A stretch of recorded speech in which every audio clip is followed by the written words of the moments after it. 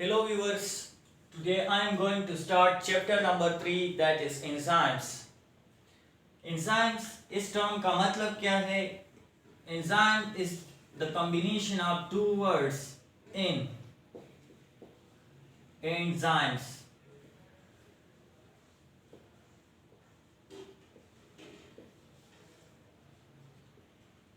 In means in, enzyme means yeast. अभी इसे enzymes क्यों कहते हैं? क्योंकि first time enzymes were studied in the catalytic activity of yeast cell. अभी enzymes का इंट्रोडक्शन अगर हम करें तो enzymes are organic molecules. enzymes हमारे पास organic molecules हैं. दूसरी point, enzymes are protein in nature.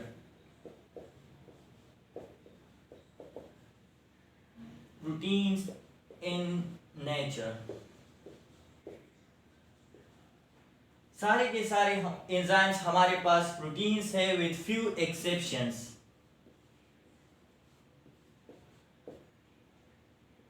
For example, ribozymes. ये राइबोजाइम्स हमारे पास क्या चीज है? नॉन प्रोटीन एंजाइम्स है.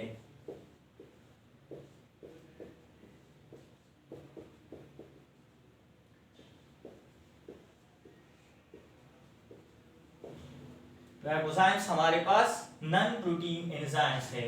पहली बात हमने की कि एंजाइम्स हमारे पास ऑर्गेनिक मॉलिक्यूल्स है.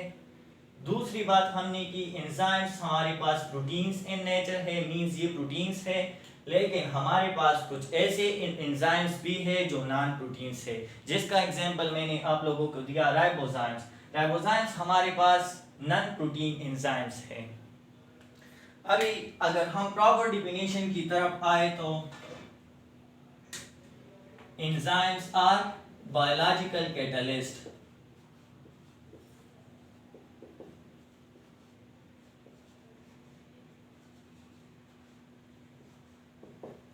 Enzymes are biological catalyst. अभी बायोलॉजिकल कैटलिस्ट का मतलब क्या है? Biological catalyst means speed up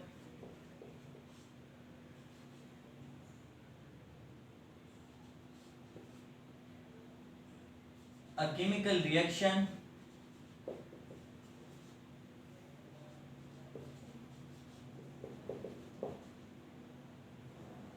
biological catalyst means speed up a chemical reaction that takes place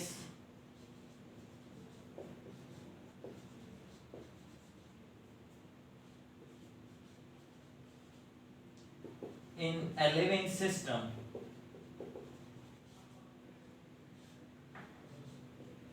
Or inside the body of a living organism. तो definition में हमने ये बात की कि enzymes are biological catalyst means enzymes speed up a chemical reaction that takes place inside the body of living organisms or takes place inside a living system or in a living system. अभी कितना speed up करता है एक chemical reaction को? 10 raised to power 4 to 10 raised to power 14 times or 10 raised to power 6 to 10 raised to power 14 times ये एक chemical reaction को speed up करता है. अभी इसमें ऐसी क्या खास बात है जो केमिकल रिएक्शन को इतना स्पीड अप करता है? ये एंजाइम्स जो है एक्टिवेशन एनर्जी को डिक्रीज करती है.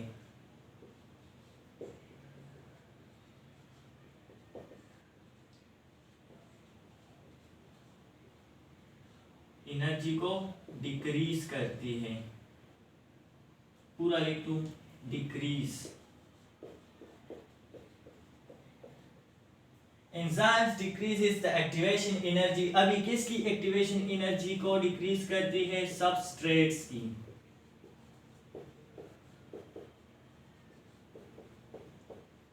Enzymes decrease the activation energy of substrates. अभी सबस्ट्रेट्स हमारे पास क्या चीज़ है, वो सब्सटेंस जिस पे एंजाइम एक्ट करता हो उसे हम क्या कहते हैं, सबस्ट्रेट्स।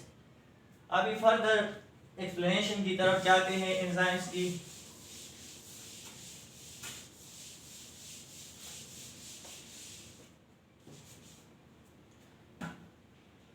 अगर हम इसकी सिंथेसिस की बात करें तो मैंने कहा कि एंजाइम्स प्रोटीन इन नेचर है, तो ये सिंथेसाइज होते हैं इनसाइड द सेल।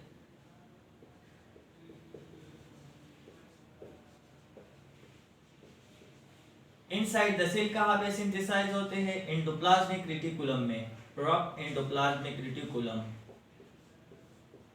और कौन इसे सिंथेसाइज करता है, राइबोसोम्स।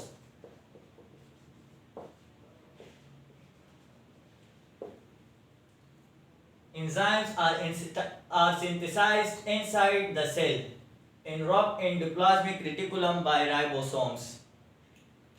अभी अगर हम इसकी स्ट्रक्चर को देखें, एंजाइम की स्ट्रक्चर को,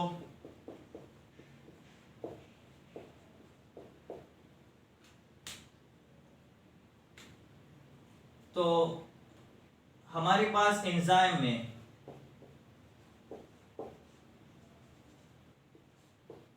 प्रोटीन पार्ट भी होता है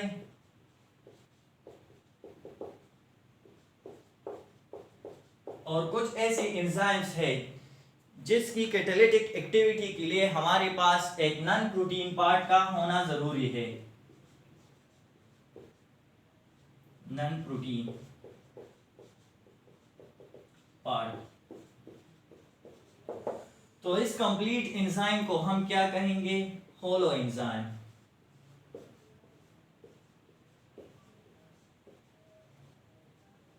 इस प्रोटीन पार्ट को हम क्या कहते हैं, एंजाइम के, एपो एंजाइम।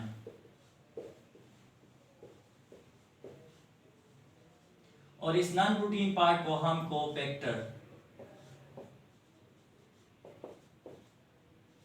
या प्रोस्टेटिक ग्रुप कहते हैं।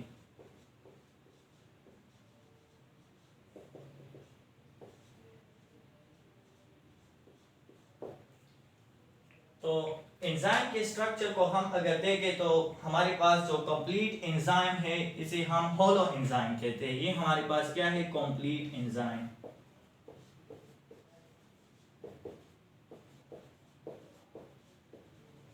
जिसमें हमारे पास प्रोटीन पार्ट भी होता है, ये प्रोटीन पार्ट जिसे हम एपो एंजाइम कहते हैं, और नॉन प्रोटीन पार्ट भी होता है जिसे हम कोफैक्टर या प्रोस्टेटिक ग्रुप कहते हैं। अभी हम अगर एंजाइम की शेप की बात करें तो enzymes are globular in shape.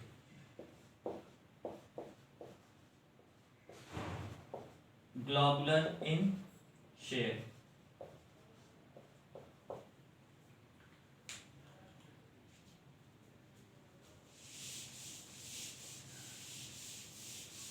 Enzyme से रिलेटेड हमारे पास एक बहुत ही इंपॉर्टेंट टर्म है एंजाइम से रिलेटेड हमारे पास, दैट इज एक्टियोसाइट।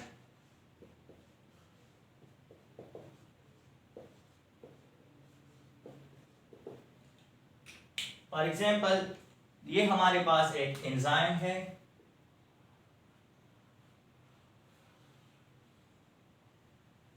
ये क्या चीज है हमारे पास, एंजाइम। तो एक्टियोसाइट हमारे पास वो जगह है जहां पे सबस्ट्रेट बाइंड हो, यानी ये जगह।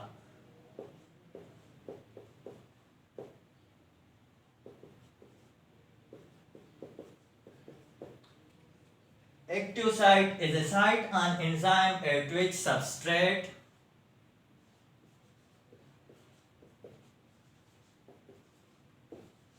get attached.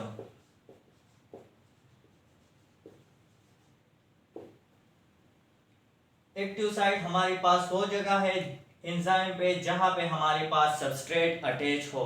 अभी एक्टिव साइट पे सबस्ट्रेट क्यों अटैच होता है, तो रीजन ये है कि यहाँ पे हमारे पास ये जो एक्टिव साइट है यहाँ पे हमारे पास सर्टेन कैटालिटिक या एक्टिव अमाइनो एसिड्स होते हैं जो कि स्पीड अप करता है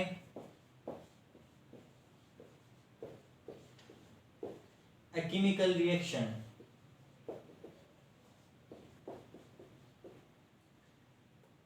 अगर हम एंजाइम की दूसरी पार्ट्स में देखें यहाँ पे तो हमारे पास ये एक्टिव और कैटालिटिक अमाइनो एसिड्स नहीं होती। ये कैटालिटिक अमाइनो एसिड्स हमारे पास सिर्फ इस जगह पे होते हैं जिसे हम एक्टिव साइट कहते हैं।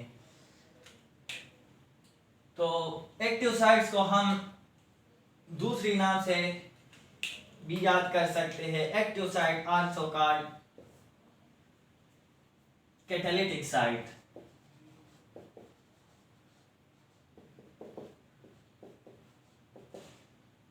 क्योंकि ये वो जगह है जहां से एक केमिकल रिएक्शन कैटलाइज होता है, या हम इसे रिएक्शन साइट भी कह सकते हैं क्योंकि सारा जो रिएक्शन है, केमिकल रिएक्शन है, वो इस जगह पे एक्टिव साइट की जगह एक्टिव साइट पे होता है। तो इसलिए हम एक्टिव साइट को रिएक्शन साइट भी कह सकते हैं और कैटालिटिक साइट भी।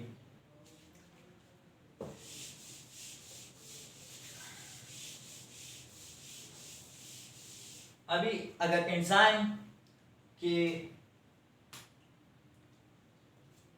रिएक्शन मैकेनिज्म को हम देखें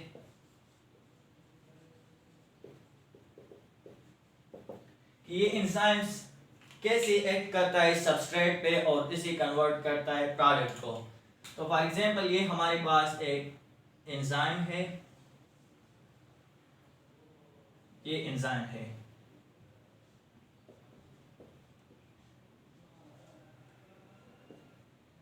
और ये हमारे पास फॉर एग्जांपल एक सबस्ट्रेट है।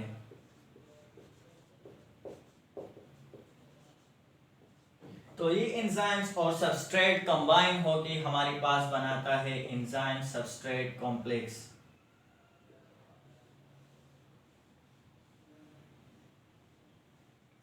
ये वो एंजाइम हुआ और ये यहाँ पे इस एक्टिव साइट पे हमारे पास सबस्ट्रेट बाइंड होता है इस एंजाइम के साथ, तो इसे हम कहते हैं एंजाइम सबस्ट्रेट कॉम्प्लेक्स।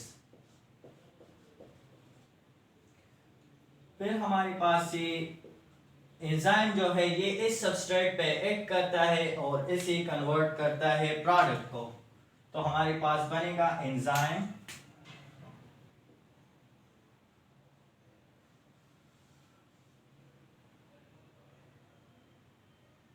प्लस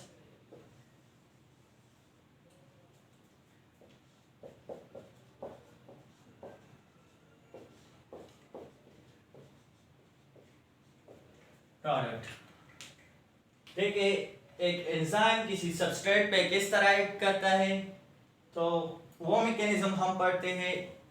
हमारे पास एक सबस्ट्रेट आता है और एंजाइम के एक्टिव साइट के साथ बॉन्ड बना लेता है जिसे हम तो एंजाइम सबस्ट्रेट कॉम्प्लेक्स हमारे पास बन जाता है।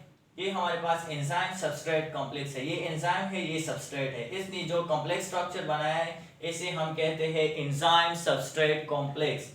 फिर इस एंजाइम सबस्ट्रेट कॉम्प्लेक्स में ये एक्टिव साइट जो है, यहाँ पे जो अमीनो एसिड्स है, ये इस सबस्ट्रेट पे एक्ट करता है और इस सबस्ट्रेट को कन्वर्ट करता है प्रोडक्ट को।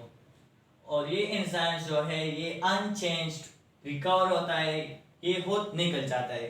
तो हम ये पॉइंट कंक्लूड करते हैं कि enzymes speed up a chemical reaction, convert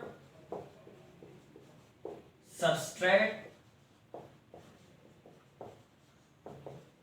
into product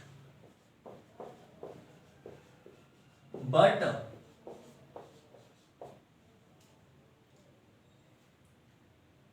itself remains unchanged and is not used in reaction. Enzyme ने तो सबस्ट्रेट को प्रोडक्ट में कन्वर्ट किया, लेकिन हमारे पास उसमें ना तो कोई चेंज आया और ना ही वो रिएक्शन में यूज हुआ। ये एंजाइम हम रिएक्शन के एंड में इस मीडियम से, जिस मीडियम में रिएक्शन होता है, इस मीडियम से हम ये एंजाइम्स रिकवर कर सकते हैं। तो ये था हमारा टॉपिक, एंजाइम्स की जनरल इंट्रोडक्शन हमने की, फिर इसके बाद हमने स्ट्रक्चर पढ़ा और अभी रिएक्शन मैकेनिज्म पढ़ा कि एंजाइम्स कैसे सबस्ट्रेट पे एक्ट करता है। Thanks for watching my video. अल्लाह हाफिज़।